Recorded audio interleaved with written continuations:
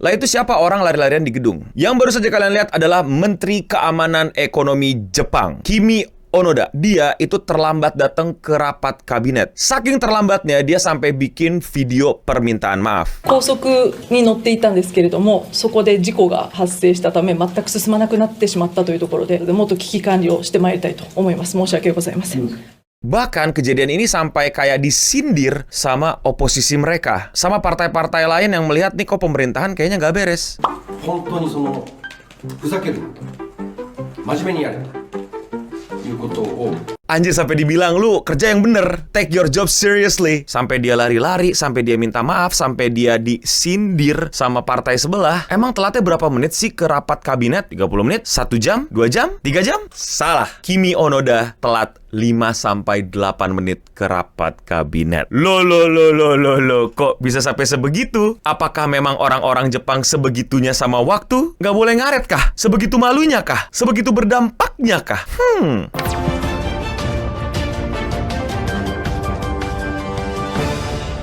5 minutes delay crisis in Japan. Minister rushed through the corridors. Japan State Minister for Economic Security, Kimi Onoda, ran like a marathon runner in a Prime Minister office after being just 5 minutes late to cabinet meeting. After the delay, Onoda apologized in front of the cameras, stating that she was late due to traffic standstill caused by an accident while traveling on the highway. I will improve my crisis management. Jadi baru-baru ini Menteri Pertahanan Ekonomi Jepang, yaitu Kimi Onoda, itu terlihat berlari-lari layaknya lagi kayak maraton gara-gara cuma telat 5-8 menit ke rapat kabinet. Ini gue lihat pertama di Twitter dan rame banget, di mana ada pemerintahan yang telatnya 5-8 detik, dan itu pun juga rapatnya rapat internal, bukan kayak mau ketemu masyarakat atau apa gitu ya. Dia bahkan sampai minta maaf ke kamera. Seserius itu orang-orang Jepang emang ya mengapresiasi dan mendisiplinkan dirinya terhadap waktu. Kita kan selama ini cuma dengar-dengar gitu ya, oh orang Jepang on time, oh orang Jepang tepat waktu, di Jepang tuh nggak ada jam karet gitu. Mungkin kalian pikir kayak itu mah mitos gitu, itu mah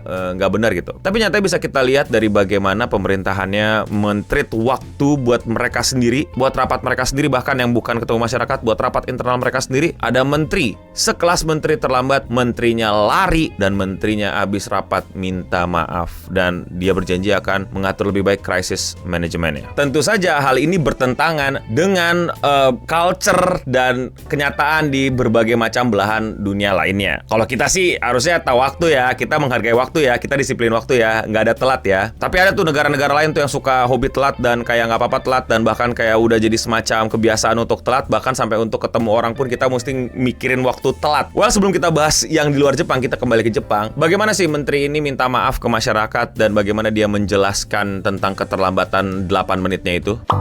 まず冒頭謝罪を申し上げます。私本日の閣議に5分間遅刻をいたしました。高速に乗っていたんですけれども、そこで事故が発生したため全く進まなくなってしまったというところで、もっと危機管理をしてまいりたいと思います。申し訳ございません。 Bahkan gue lihat tadi dia ngejelasinnya masih ngos-ngosan.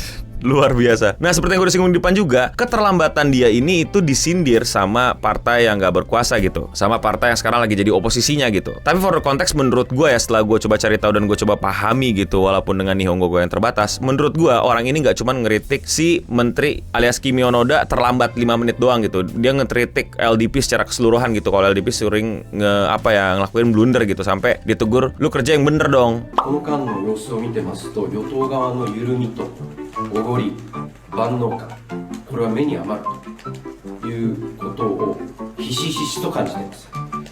委員会が緩むと、その類は国民に及ぶんです。そのぐらいの責任感とか緊張感を持って国会審議に臨んでもらわないと困ると。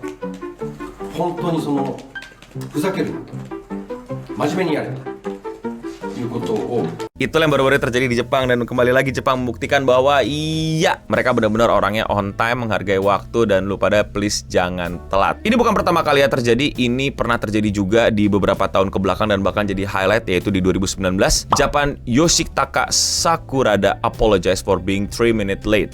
Japan Olympic Minister Yoshitaka Sakurada has publicly apologized after arriving 3 minutes late to a parliamentary meeting on Thursday. Opposition MP said his tardiness showed disrespect for his office and boycotted a meeting of a budget committee for 5 hours in protest. Yes!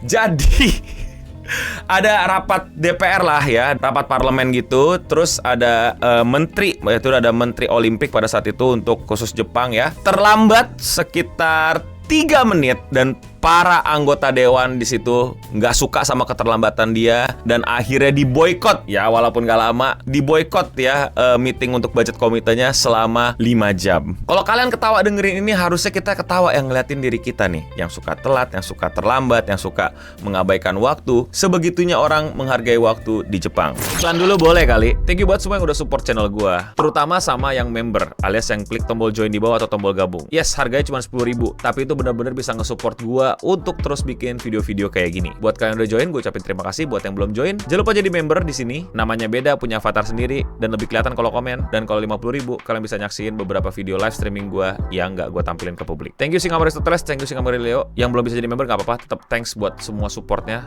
like, comment, subscribe dan lain-lain, atau sebarin video ini atau di klip juga boleh. Now back to the video. Dan ini yang pengen gue highlight sih, ini bukan sekedar culture, ini bukan sekedar sesuatu tiba-tiba terjadi dan semua orang ngikutin aja gitu. Gue adalah orang yang berprinsip budaya, sopan santun, atau value itu nggak akan pernah terbentuk kalau orang-orang yang memegang kuasa itu nggak membentuk budaya tersebut. Jadi kalau orang-orang yang di atas dan berkuasa itu nggak bertindak aneh-aneh atau seru-seruan atau disiplin-disiplinan, ya itu nggak akan turun ke bawah. Dan di sini kita lihat bahwa so-called Jepang yang katanya tepat waktu, efisien dan nggak boleh terlambat, bahkan sampai beberapa menit aja itu beneran ada apa enggak, ya ada. Karena itu diterapin juga di level pemerintahannya. Nggak ada tuh namanya lu telat, nggak ada tuh namanya 1 menit 2 menit lu telat ya telat. Kan lucu, di sebuah negara gitu lu bisa punya namanya batas tenggang waktu telat, ngerti gak? Misalnya kita ketemu jam 7, berarti kalau lu datang 7:02 lu terlambat gak? Terlambat, selesai kan? Dikumpulkan maksimal jam 8, lu baru kelar ngumpulin jam 8:02. Lewat batas waktu nggak? Lewat. Tapi sama kita ngebentuk kayak semacam bahasa baru namanya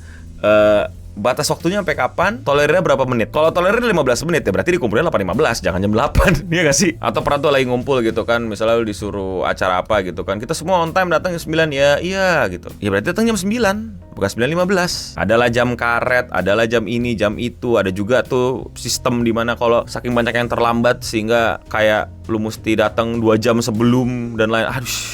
Ada tuh waktu itu gue liat di TikTok ya, cewek kesel ditinggal bus apa kereta gitu gara-gara datangnya telat 2 menit gitu. Ya terus telat berapa yang ditungguin? Nah itu kan problemnya kan, telat berapa yang ditungguin gitu. Ngerti gak sih lo maksud gue? Gue ngomong kayak gini bukan berarti gue orang yang paling on time sedunia ya. Gue orang yang suka on time, gue berharap untuk on time, gue berharap untuk tidak membuat orang lain menunggu. Tapi bukan berarti gue luput dari kesalahannya. Dan ketika gue terlambat, gue siap terima konsekuensinya. Contoh terlambat naik pesawat, terlambat naik kereta, ditinggal meeting, ditinggal nonton film duluan gitu, dan lain-lain. Gue juga orang yang tidak selalu tepat waktu. Gue juga orang yang terlambat tapi gue selalu mencoba untuk tepat waktu.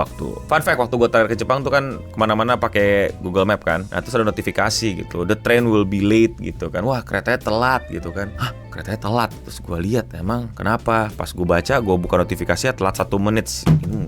Ngerti gak lu? Gue kayak lah gitu. Tapi ternyata buat orang Jepang itu mesti dikasih tahu bahwa kereta lu bakal telat semenit gitu. Coba di Kenya, nggak tahu gue di Kenya, mungkin ada yang bisa share di Kenya bagaimana. Tapi kalau menurut kalian bagaimana? Apakah kalian akan tetap jadi orang yang terlambat, atau kalian akan mencoba untuk on time? Atau kalian akan menjadi orang yang ketika kalian yang on time kalian sebel sama yang datangnya telat, tapi ketika kalian datangnya telat kalian harus dimaklumi sama semua orang yang datang on time? Iya. Kalau perkataan bokap gue nih ya, itu ngajarin gue kayak orang on time di Indonesia tuh serba salah. Kalau dia datangnya duluan, ya nggak dapat apa-apa karena memang harusnya datang jam segitu. Tapi ketika dia datang duluan dan yang lain datang terlambat, yang serasa dihukum elu, karena lu yang mesti nungguin mereka. Lu udah buru-buru jalan lebih siap, lu harus dihukum dengan menunggu nggak ngapa-ngapain AFK. Dan kalau lu nggak maafin yang terlambat, nanti ya. Kalau menurut kalian apakah itu nasihat yang baik? Coba komen di bawah. Kalau kalian suka dan kalian mau support channel ini, jangan lupa klik tombol subscribe atau tombol like. Dan komentar ini datang dari video yang gue ngebahas tentang lapangan skateboard yang dipakai buat piknik. Dan ketika dibilangin bu ini buat skateboard malah wah, datang dari Noro. Kirain bakal bolong upload tahun ini. Wits, hampir. Sadar lagi gue uploadnya telat gara-gara bro, dunia sibuk banget, anjir, dunia padat banget. Ya semoga udah ngumpulin duit capek-capek, nggak tiba-tiba hancur gara-gara nuklir lah pokoknya. Mau komentar kalian dibacakan? Ya tinggal komen di kolom komentar di bawah. Dan ya sekian seputar internet untuk episode kali ini. Gue udah mending pamit undur diri. Dan untuk kita semua, stay clean and sound.